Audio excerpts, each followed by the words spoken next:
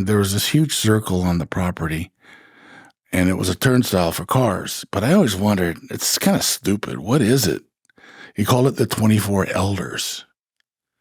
I took one step inside that circle, and then I hear, look up. And I looked up. There were 5 UFOs over where we were sitting. And I showed the young lady, I said, look. She goes, you're crazy. Because I told her what we were going to do. I said, we're going to go call them. And my mother and my brother were walking into the circle, and I showed them too. And then I never said anything to anybody. I just went about my way and kept my mouth shut. But I learned that it worked. It worked. This is the Illuminate podcast, and I am your host, Rebecca Boatman. I am fascinated with human relationships, from going on first dates to understanding attachment styles and how our personal spiritual mission plays a big role in all of it. I created this podcast to invite you into conversations with inspiring leaders and I, as we explore different topics surrounding dating, relationships, money, and spirituality.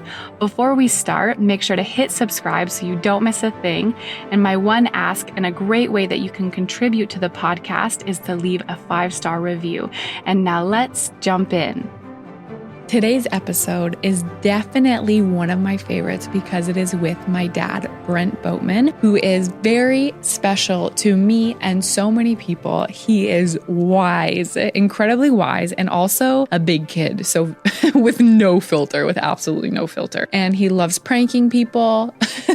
He loves having fun. He loves goofing off. And he is my favorite person to talk to when it comes to consciousness, spirituality, and other dimensions and understanding our universe. My dad has been meditating since he was young, and that led him years later to learn from a master in the south of France who is a part of the Great White Brotherhood. And that is not referring to race. When they say white, they're not referring to race. My father published his first book, a memoir titled UFO to IFO, to your galactic family and beyond. This book is a collection of stories and experiences from his spiritual journey over the last 3 decades. He is a certified level 2 practitioner with Dolores Cannon, quantum hypnosis, healing technique, and BQH certified practitioner on expanding human consciousness and past life regression. My dad says, for a change and a healing, it takes desire. If you have that, you can be healed of anything. It is that simple. And we also have my dear friend Kailee Foyle joining us, who is a farm and ranch real estate agent with Texas Land and a fitness coach at On It here in Austin, Texas. Aside from that, she helps nonprofit organizations like Ducks Unlimited and CCA raise money to conserve wetlands and preserve the ecosystems around the nation. She has always had a fascination and appreciation for the metaphysical realm and believes there is so much more to life than what we are shown and taught to believe. She is excited to sit down with my dad today on this podcast to discuss all things extraterrestrial. And now let's dive in. Okay, gang, I'm here with Kailee and my dad, and we're going to dive in and talk aliens, UFOs, spirituality. And I brought Kailee in because she's very fascinated with ETs and UFOs, and my dad is an expert on UFOs. So I've heard several incredible stories and had a lot of powerful experiences, and I wanted to bring someone on who could also ask questions for our listeners, who maybe some of our listeners are like interested in UFOs, interested in ETs, and they're just now opening up to that world. So I thought it'd be really cool to bring Kailee in to ask my dad questions and to hear my dad's knowledge and wisdom. So just say hello. Hi. Hi. It is so exciting to finally meet you in person. During COVID, during quarantine, my routine was I worked out and then I came home and watched Gaia TV and would watch about David Wilcock's disclosures, all sorts of alien stuff. And I kind of just forgot about it. And now that we're, 3 years forward, we're able to kind of revisit it and say, okay, what's happened in the past 3 years? But stuff is coming out all over. Right now. Yeah. In particular. It's all part of the timing. This was planned long time ago. The whole alien race, many years ago, when it started. This is all part of the plan. And you told me, I remember Kailee told me one time she just got in her car and started driving somewhere where she thought she would see them. Remember? Wait, tell the story. And then you thought you saw something, remember? Yeah. So my friend and I, his name's Sam, we did like the whole Sunbelt trips. We went to Roswell, New Mexico. And on the way home, I was sticking my head out, rolled down the windows. I was sticking my head out the window and just like praying that something would come. And I was like, for certain, I had just seen something. I said, pull over. He reverses, and it was really just a light post, like one of those like round looking light posts. And I thought it was a UFO. So that was the closest I've ever gotten to actually seeing one. I feel like, and I want your thoughts on this, Dad, like her drive and desire to have an experience is because she's already connected. And it's another aspect of her that wants to meet from that dimension. And everyone who's listening, all of us and what, like 7 of our other friends are going to an actual annual trip coming up here in like, 3-4 weeks where we go and we see activity, which this is our 5th or 6th year going. And every single year we have an encounter that's more and more powerful every year. And so it's really fun. I'm so happy that Kailee's coming. And so we'll have to do a follow-up episode. Well, we will. And so will you share about that, Papa, about Sure. I get it. You're my daughter. Yeah. We know what each other thinks. Just like they know what we think, why did you stick your head out the window? What message did you get to do that? What was your desire? I think everybody who has had an experience, there's a chain of events that led up to, well, you could call it the perfect storm, or for it to happen, and they don't realize why they were there or what was their desire to go to that spot and why did they look up? I don't know, but magically everything lined up to where they did it and they saw them. How did that happen? Did they propagate and help influence you to do that from the inside by sending you thoughts? I know for me, that's how it works. I will get a telepathic messages and I'll stop and I'll go, oh, wait. Okay, I got it. And then I'll act on it. And certain things will happen. Becky's aware of that too. And even for you and for all those people that are out there, if they've had an experience, play it back and look at that. And I applaud you if you had an experience, because they will not present themselves to you unless they want you to see them. They can single you out from a crowd of 10,000, and you could be driving down the freeway, we'll say, in your car, and they can come over in a ship and pick you and the car up off the freeway, take you aboard the ship, do what they will with you for as long as they want with you, and then they can put you back down on the freeway and in the traffic in the cars, and nobody there will ever know what happened. There's so much they can do, and there's so much that the human race doesn't know about their ability, coupled with the fact that, so meditation is a good way to play the scene back and rewind it and tap into it and then get up all the information that they gave you on the way to that point. Wow. It's Deep. exciting. So, okay, so and for everybody listening, could you give us a little background of, where you grew up, what was your life like, and how you got introduced to this? Okay, I'm going to play it back for me.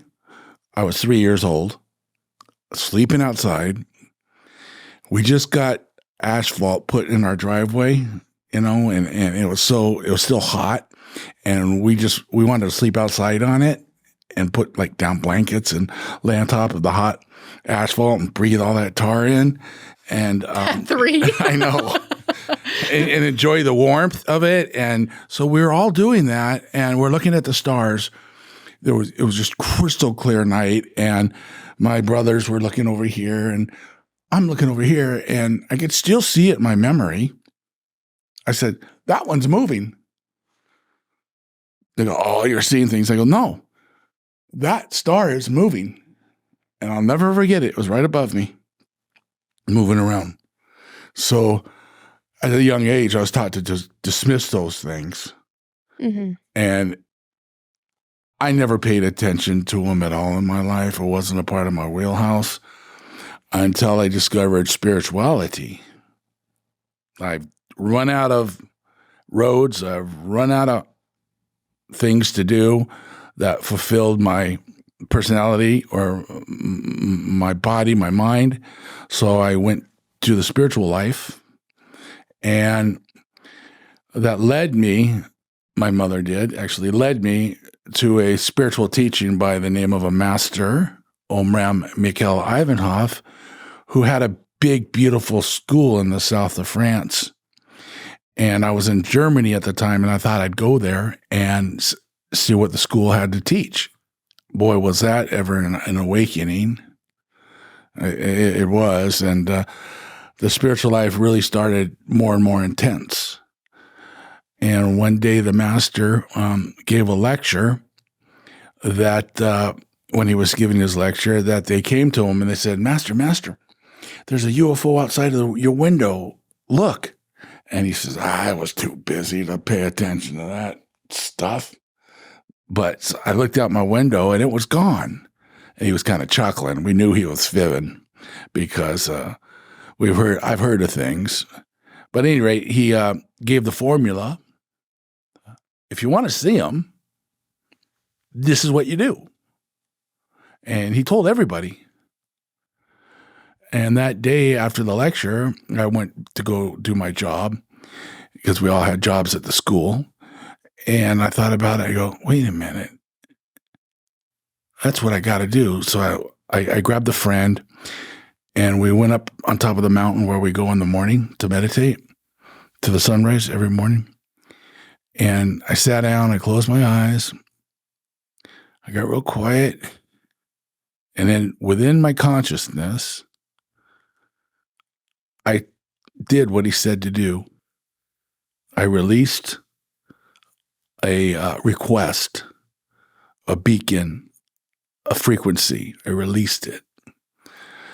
And some other people came up there, a bunch of young people with cheese and fruit and grapes and stuff, but French people singing and dancing and doing their thing. And I go, this ain't going to work. We're interrupted.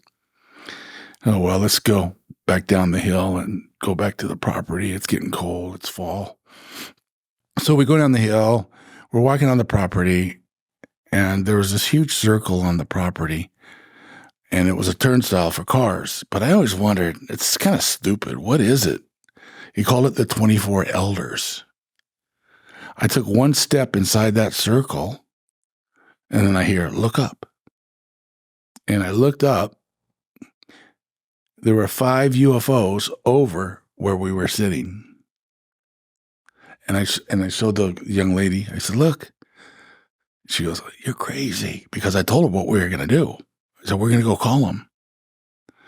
And my mother and my brother were walking into the circle, and I showed them too. And then I never said anything to anybody. I just went about my way and kept my mouth shut. But I learned that it worked. It worked. And I started seeing them more and more. There were always these colored rainbows over us at school that are the shape of a UFO.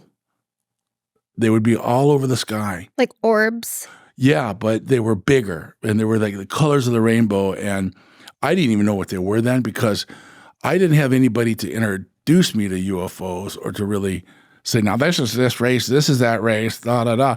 No, he just made me work on telecommunication. That's all I did was get dreams at night. I'd watch them, clear as a bell, and then I'd act on them the next day.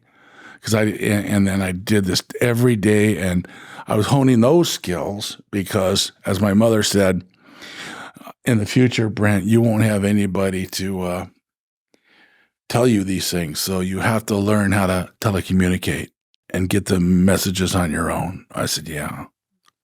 Not knowing what my destiny is or what I'm going to do. I had no idea. I was only 21. And I got invited to go to Paris, and I went to Paris to the extended school. That's where I walked outside of the building that I was living in, and right off the balcony, about 75 yards out, there was a UFO right there hovering, because we lived on a hill and the valley dropped down. So How big? it was probably 100 feet diameter. Okay, so 30 meters, is that? Yeah, it was pretty big. Yeah. And it had the colors on the bottom of we'll call it the turret. They had these rectangular windows that looked like windows, and they would flash colors, not like real fast, but it'd be like orange, and then it'd be blue, and then it'd be violet, and each one would radiate a different color. And I looked at that going, that's a language of some sort. And the master's room was right up there. And there's the ship, and here's me. So I decided to use my telecommunication newfounded skills, and I go, I'm going to find out what's going on. So I just kind of and I put my mind at that spot where I can listen. And they said, this was meant for you to see. I go, okay. And then I hear, now go do what you came outside to do, because we don't want anybody to come out here and find us. So, okay. I was going to get olive oil from the next building, from the sailor. We ran out of olive oil. Imagine that, going to get olive oil, and then a UFO just comes down and hovers right next to you. Everyone's going to go out buying olive oil. Stock woes. Yeah. Yeah. No, so I got the olive oil, and I came outside, and I'm like, okay, just see if it's really happened or not, it'll still be there. So I came outside, and sure enough, it was still there. So I looked at it for about 5 seconds, and then they kind of go, get out of here. And I go, okay. So I went inside, and I put the olive oil on the table and started eating my salad. Didn't say anything. So when that happened, did you see any body? No. Or it was just a telekinesis thing? It was just communicated that way, but the ship was right in front of me. I could hear the sound of wind. That was it. Just, but no mechanical sounds whatsoever of the machinery itself moving. But what amazed me the most was when I looked at the color. Usually, if you look at a light and then it's gonna change colors with your eye, it'll hold some of the residue from the previous color, and as it changes, goes through the color. I looked at it, I go, no, there's no heat signature. There's no residue from the light as it changes colors. It's gone. That color's completely gone, and a new one comes out. It was very strange. And then that's when it really started seeing him more. When we left Paris, one of my I call her sisters, came up and said, I hear we're going to have our friends escort us. We had a 13-hour drive ahead of us. And I'm like, okay. Mm-hmm. And I still wasn't really caring. And my brother came, needed a ride, and he climbed in the back of the car. And I tell you what, they knocked him out or something, because for 13 hours, he didn't wake up once. And there was 3 UFOs, one above us and one on each side of the car, all the way down till morning in the south of France. Do you know why only some people are meant to see them, or is that up to them to decide? Each, yeah. That's really my role. Don't take it. No, just kidding. No, as I try to explain to people what they really are and who they are, and don't listen to what they say in the government. They're wrong. They're lying about them. They're very loving, very kind. They want us to succeed as a species. You see, this whole episode of this earth, this has been done before. They produced these miracle of these bodies, these miracle of a mind. If you think about it, I'm going to get sidetracked a little bit. We have two of the most opposite things in one container. You have a spirit that can, I can say, go sit on the moon with your imagination and you're there. But yet you're sitting here in this body. Two of the most opposite things in one container, right? And they created this fantastic piece of machinery, and they'll say, and they go, well, let's put them on this blue marble and see if they can exist. And they actually said it won't work. There's too many different species. It won't work. Too many different kinds of people or beings. And I remember when I was in Germany walking the streets, and I was like working on my German and studying, and I thought about it. I go, wait a minute. If we all come from Adam and Eve, we'd all be speaking the same language. Why aren't we? Why do we all speak a different language? Hey, we're test tube babies from another region put here on Earth. Now, this was before I even discovered the master's teachings or anything. That download came to me. And it was I call it a know that you know. It's like this totally aligns with what I'm experiencing. No, it's a farce. No, we're not this Adam and Eve stuff. No. Okay, my friends, I'm briefly pausing this episode to invite you to something very special. If you are ready to access bravery and to challenge your current sense of self and to step into and embody your new sense of self, one that is a frequency match for the partnership, for the things, for the life that you desire, then I invite you to explore my Meet the Frequency membership that is full of powerful step-by-step workshops to help you become a frequency match for the life that you desire. The link is in the description below, and you can use code ILLUMINATE for $20 off. And now back to the episode. With your question, it's such a good question. Why? Because I know you're ready to have an experience, and you haven't, correct, yet, but you're like ready to. Oh, I know where it's going. So I picked it up. That, I think something that's so helpful to remember is you can be inside a group and of people, what I've found, and depending on the collective consciousness and where other people are at, will also impact the experience. Even though I know you were sharing, Papa, how one can single you out and only you can see it, then that means you're probably the only one looking up. When we've held events, we've found that there may not be any activity. The moment some skeptical people leave, all of a sudden, 1, 2, 3, we're like seeing activity a lot, and also being in a space where, either it's a clear sky and you can see things. So I've found that to be good to know. And I think the fact that you really want to see something that's important to you, and I mean, when we're going on this experience, you'll for sure see activity. And then it not having happened yet, I don't know the answer, obviously. And that's, I think, where we contemplate things and start to say, okay, and now I was ready. Because you start to, when you have an experience, you question everything that you ever knew.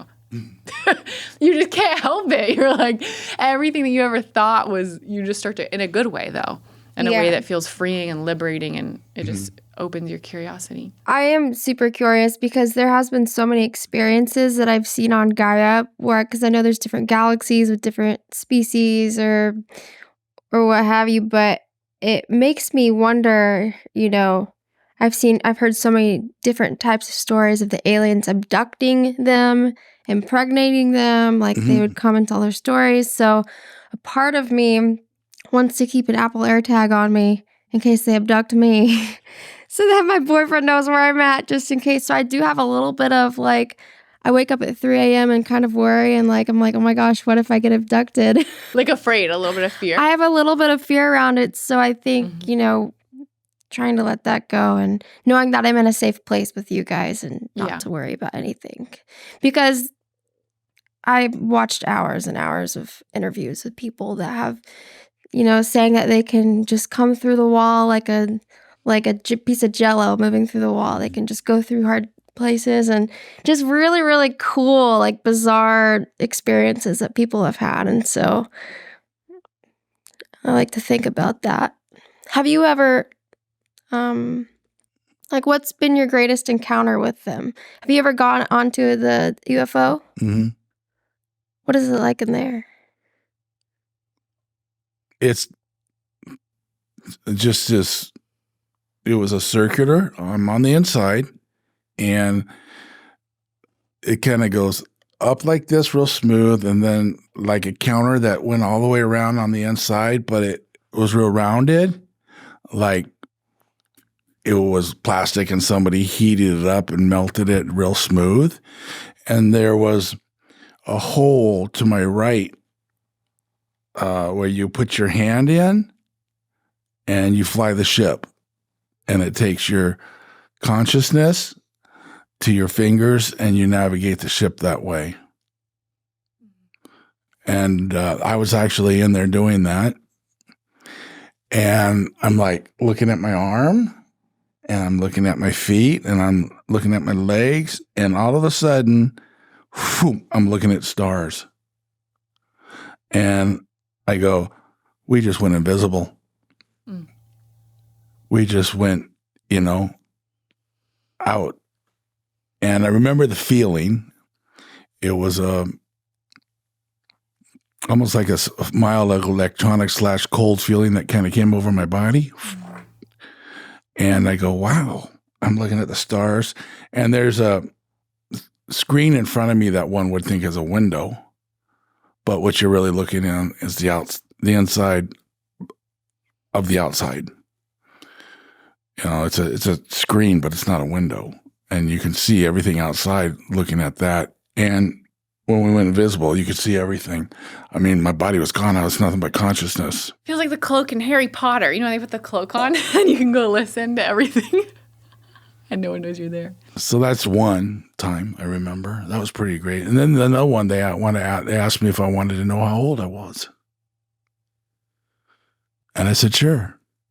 Poof, right in front of me, there's a screen.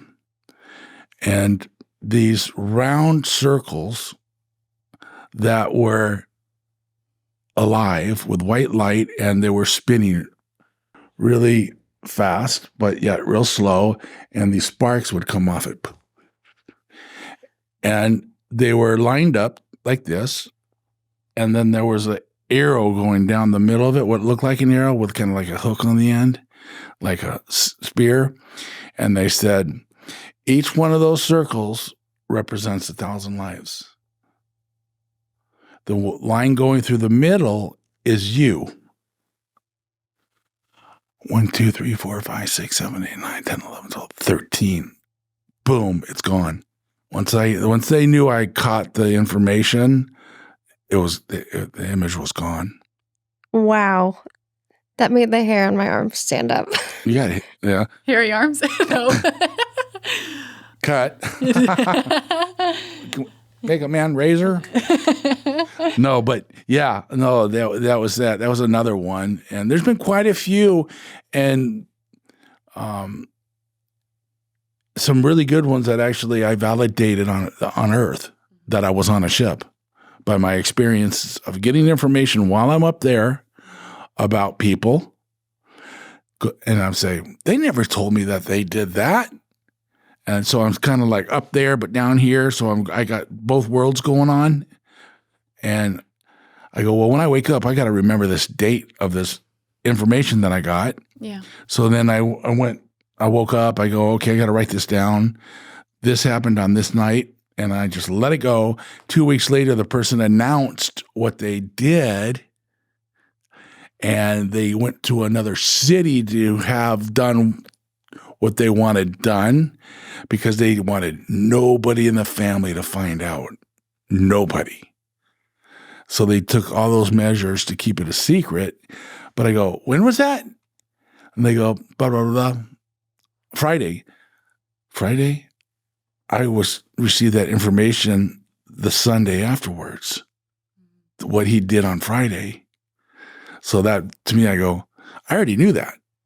Even though he never told anybody, I knew that because I saw them investigating and giving the person a physical in a ship.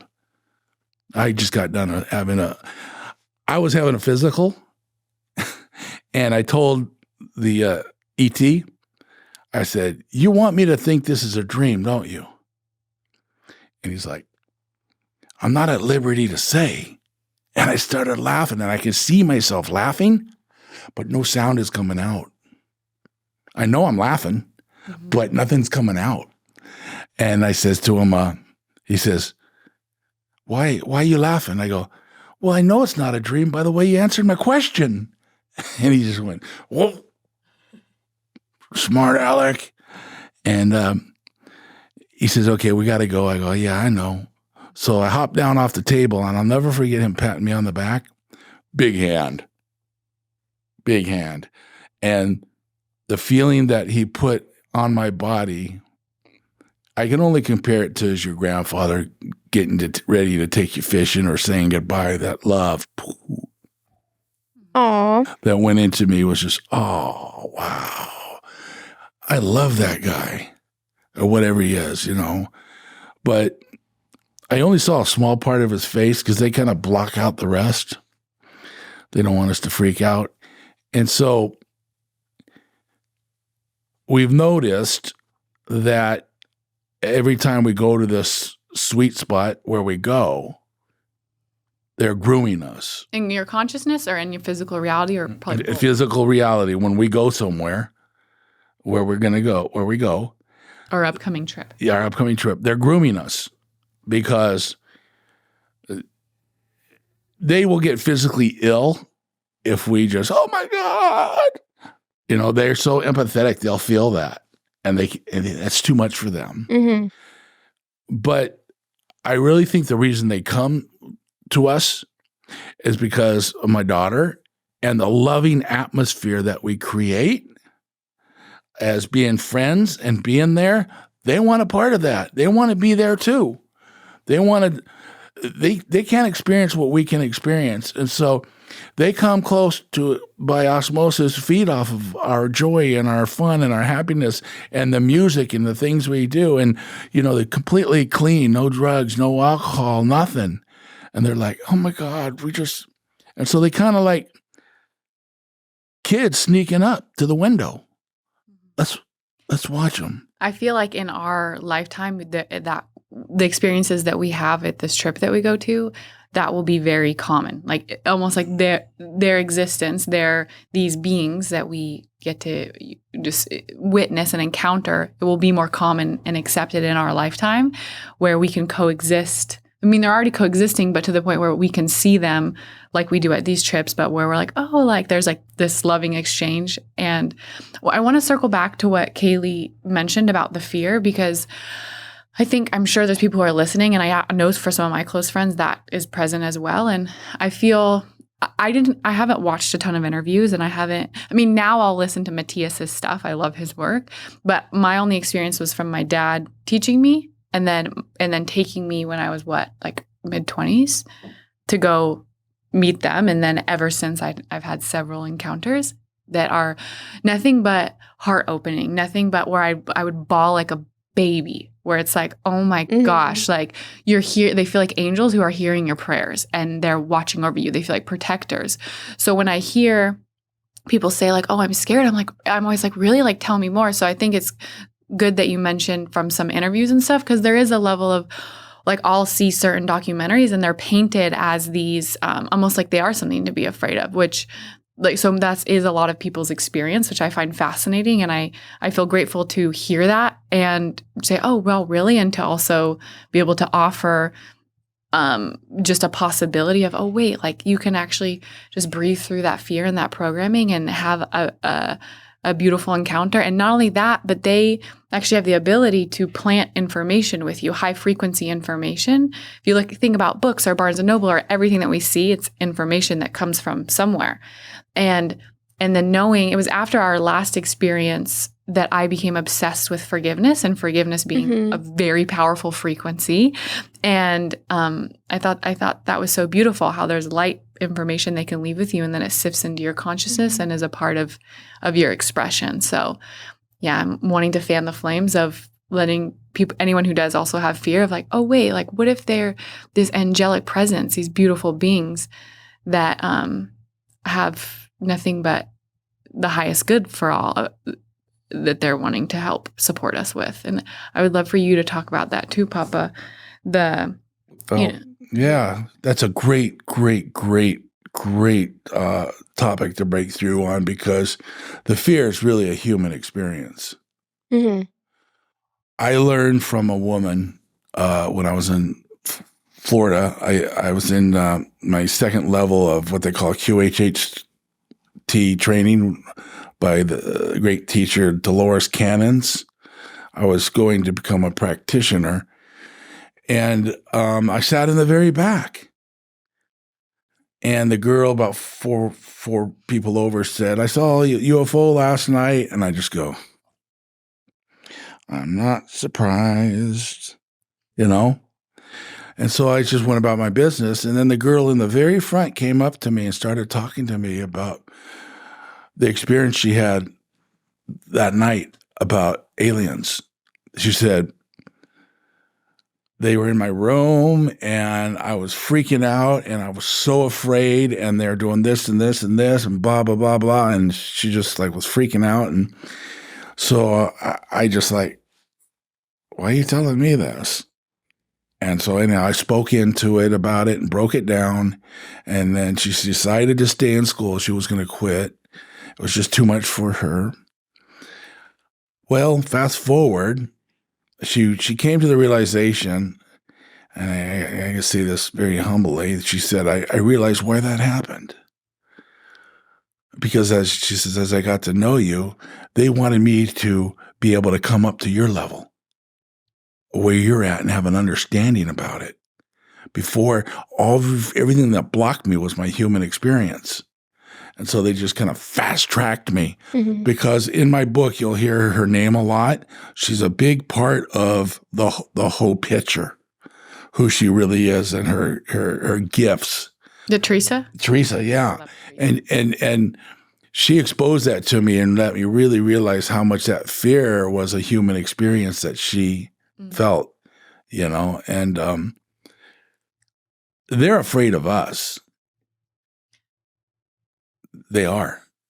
We're dirty. We smell. We're a hateful race. And I hate to say the negative parts of the planet, but from where they come from, you know, that doesn't exist. But then do you think they really resonate in fear? So why would they be afraid of us? I feel like they would. Not so much in fear. Yeah, well, caution. Yeah, caution. Like with self-respect. And they're looking for a door. They're looking for a group. They're looking for people where they can actually come in like a puppy, a scared puppy that doesn't trust anybody.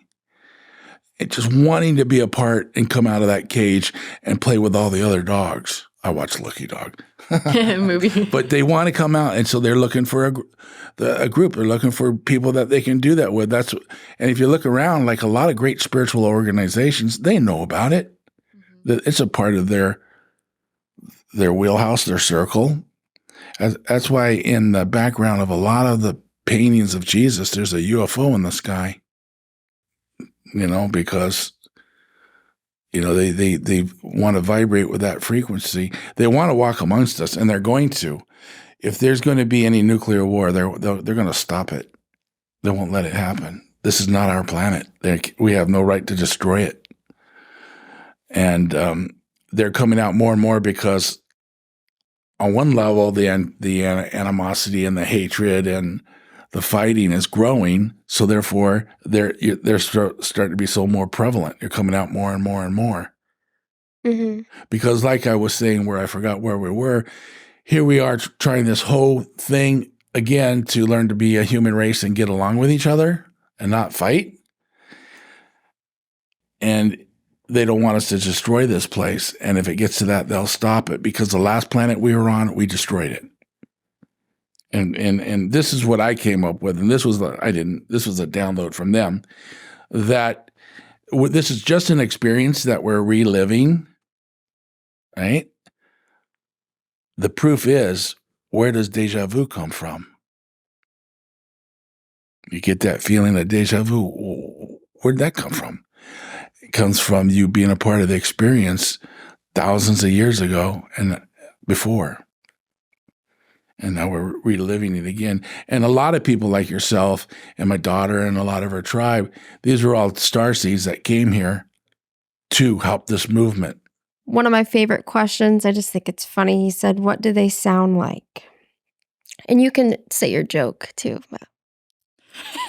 What we said before we were recording. Actually, they're like, I remember hearing their feet that as they walk is real silent, but they don't speak with their mouth. They have a pocket. They telecommunication is how they communicate. A pocket where their mouth is? Yeah, it's just a pocket. You put a little note in there? So no stomach. No. No. I know that because I'd allowed myself to have somebody do a session on me at one point, deep hypnosis to the symbiotic state, and I was an ET. I was a blue avian, and they're asking me questions, and they go, and I became that being so much so that I knew my job, I knew how it worked, I had a ship. And I told them what I do. I told them how it works. I told them everything about it. And they go, "Well, what do you eat?" I asked myself that question. And I go, "Wait, I don't have a stomach. I don't eat." No. Why do we have stomachs? Why? Yeah. You experience the other senses, the senses they don't have, the 5. Yeah, they well, we were just modified and made to mine gold for the Anunnaki and for other species, and we were just created like little minions. That's not what we were supposed to be. They derailed us for their personal gain, and then they started to inbreed with us, and then that's when all the bad virtues started coming into the human form from them. And the propagators that originally were to start this planet off and make it a Garden of Eden came back and they saw what's going on. They go, "What have you done to these beings? This isn't the way it's supposed to go." So they scolded them and warned them and said, "Straighten this out."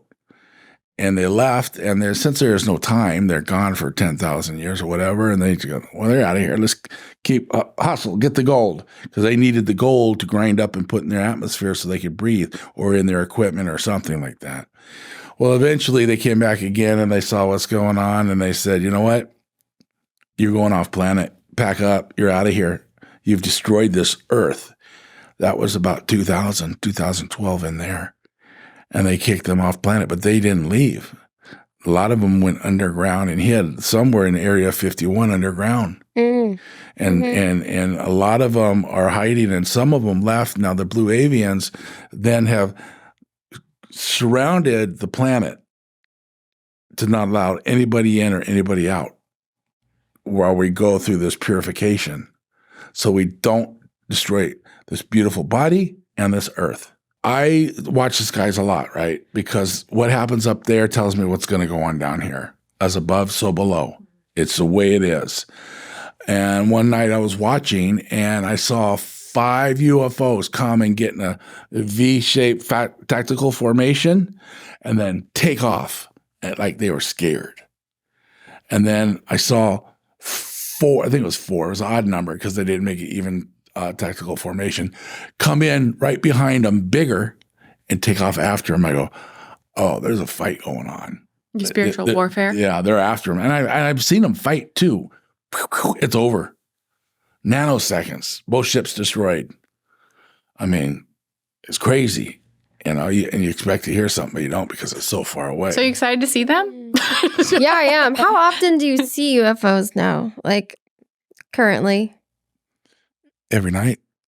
Whenever you want. Yeah. And so are they invisible to other people? Like say if they were to come down to you on the highway, pick up your car, take you to wherever they wanted to take you. Do other people see that happening? No, they can block you so you don't see it.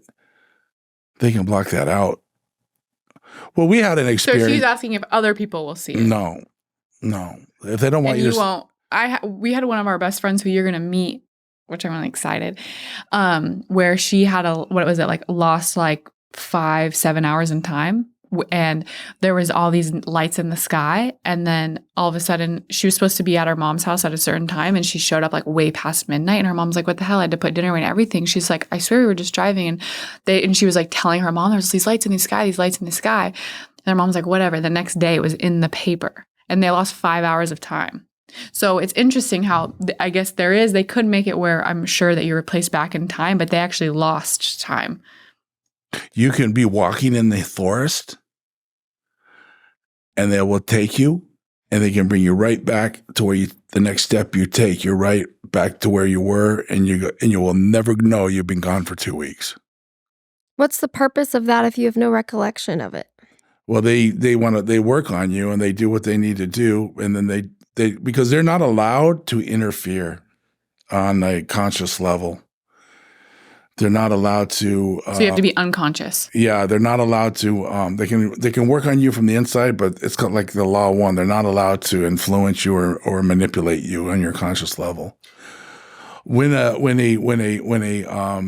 invention is made, I'll give you an example.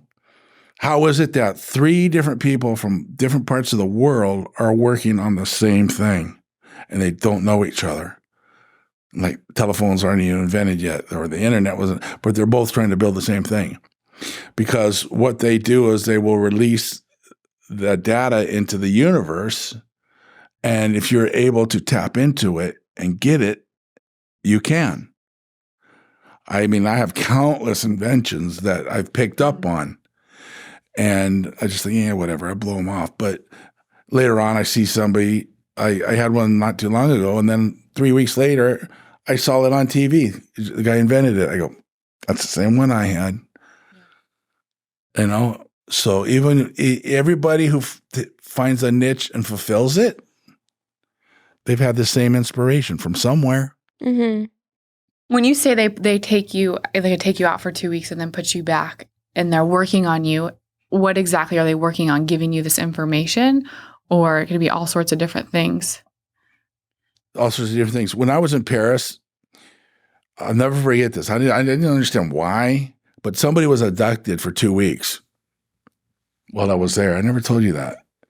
When I'm there and I saw that ship, blah, blah, blah, somebody was missing for 2 weeks and they finally came back and he said it was a UFO. Yeah. But, yeah.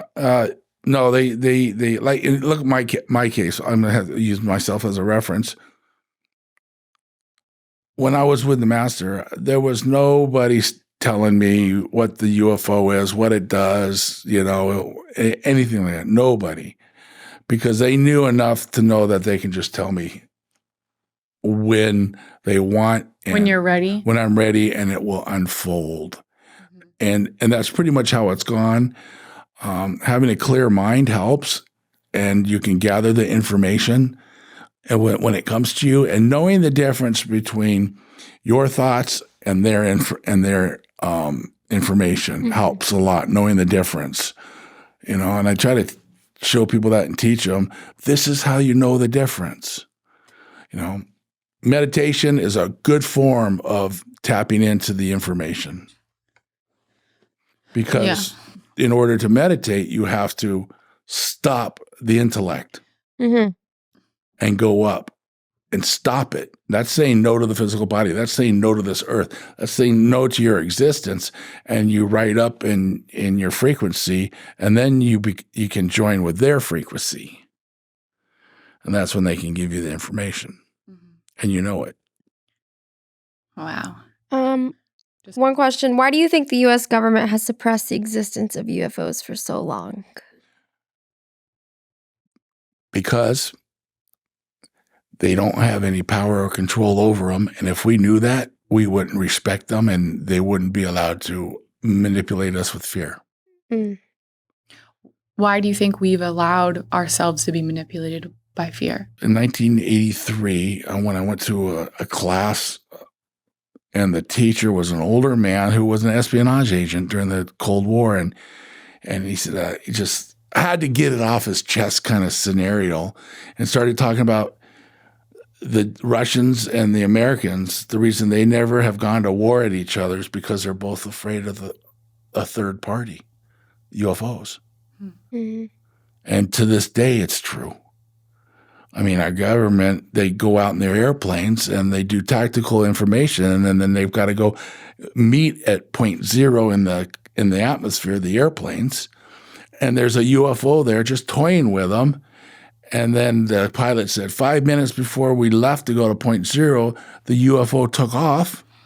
And when we all got to point zero, there was the UFO as if to be doing this. There's nothing you can do that we don't know about. It's funny. It's true. Every thought you have, every feeling you have, and everything everybody has is monitored and listened to. Is this like, what's that book, 1983? Okay, let's also touch on, while we still have some time left, let's touch on how they're aspects of our consciousness, how they're also us. I know you've talked about that, how it could be our future self or us in another time that's then, or another aspect of our being that we're witnessing in star or in another form. The only thing that comes to mind on that one is if you say no to your personality and no to your desire body and start to become a disciple and tap into your higher self, your individuality, your God self, then you're linking with them. Because God is everywhere. Yeah, but then and they are, when people pray, who listens to them? Them. They're the ones that picks up the frequency. They're the ones that listen to everything we say, everything we do, our hearts, our desire. They pick up everything. And they're the ones who watch us. So on your question, I think the more we can do that and evolve, the more we become pure and the more loving we become, because we're cutting loose with a lot of our lower nature. Because the human body, the human being is based on two natures, upper nature and lower nature. We're so down into the lower nature that's where all the conflicts arise from. Giving way to the lust, the greed, the power, the money, all that stuff all plays into it. But if you sacrifice that and you rise up to, other layers of your consciousness, it changes your frequency, and then they go, and that's when you meet them. That's why it's so important when you meditate is to go high, and then they will come and meet you. The alien vibration. Scale of consciousness. It's not enlightenment. It's the equivalent to the alien vibration. Right. But when you go up, it is enlightenment. You're going closer to spirit. Totally. So for everybody listening, I know that you said at the beginning, the recipe or the secret sauce to be able to call into them. Could you remind us what that is? Yes. Get into your heart. Meditate, get into your heart. And you said let go of. You have to shut everything off and become your higher self. It does, it takes time, but you can do it. We all can do it.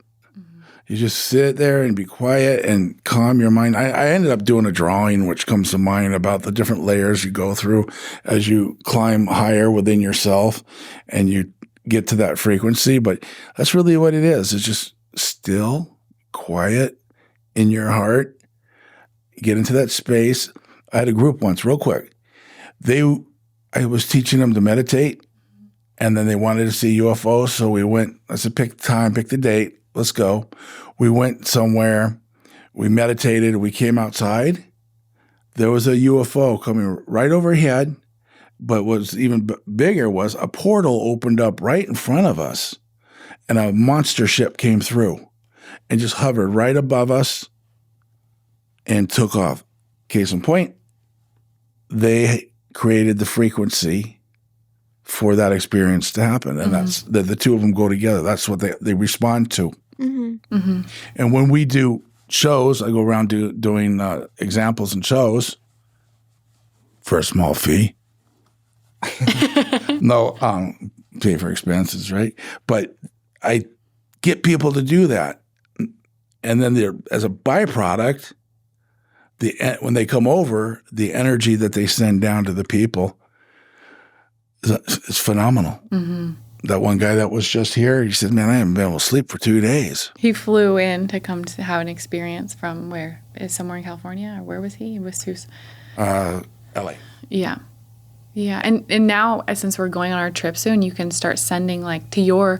I call them angels. Some people resonate, some people don't. But I would love to like have an experience or see you in the physical. And start to just cast that and say that. Yeah. Yeah, you'll see them. There are a lot of things that you do, they already know, and they will go ahead and arrange it. So when you get there, it's all done. And you're allowed to use them for that purpose. You want to make a decision. You want to go somewhere and you don't know about it, business decision. You ask your angels or your guides to go ahead and look at the situation, and they will bring you back the information and tell you, nah, not a good deal. Stay away from it, or not a good person. They'll tell you. That's their job. That's their role. They love to be of service. You know, especially girls. Use it. When you're selecting a partner. Use that. Don't waste time. Use that. And the more you use it, and the more you listen to it, the louder it speaks, and the more you hone your skills. Yeah. I gave a session to a gal once, and I asked them to heal her, and they go, "No, you do it." I go, "What? No, you have 2 guides. Use them." I'm like, you know. Yeah. And I go, "I forgot about that." Yeah. You have any more questions? I think we're doing good. I don't think so. We'll have to do round 2 after the trip. We'll come back. Yeah. Your hair's gonna be all messed up. This is life.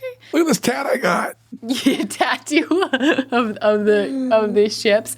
Well, thanks you guys for coming on. This was Thank you. awesome. Thank you. Of course. Snoop, you're awesome. Aww. And I hope it inspired the people listening to go out and look up. And open your heart. And, oh, yes, my dad's book, UFO to IFO, you can get it on Amazon. You can get it on his website, brentboatman.com. And that's also in the show notes below. And you can go to his site and you can see footage of him communicating with the ETs in the sky and how they respond back. And I feel like that's a really good reference point for your brain to have and to see. And then it's like, oh, wow, this is possible. Therefore, you open yourself up to that as well. So go ahead and check that out. And his book is all about his experiences at Le Bonfant. That's the name of the place in the south of France with the master and the ETs as well. So it's definitely a wonderful read. And can we give that one to Kailee? Yes. I have to sign it first. Yes. It's short, 38 stories, short read, little 38 stories, but I've heard once people start reading it, they read it all the way through. Yeah. About experiences and things that have happened to me. And I got 38 more, trust me. But yeah, I thought I did that book for people like yourself, or people who think they had an experience and they're not sure about it and they don't want to tell anybody. And if they read my book, they'll find out, hey, I'm not alone. Yeah. This happened to him too. And then find us, come together, become a part of the positive movement. Woohoo!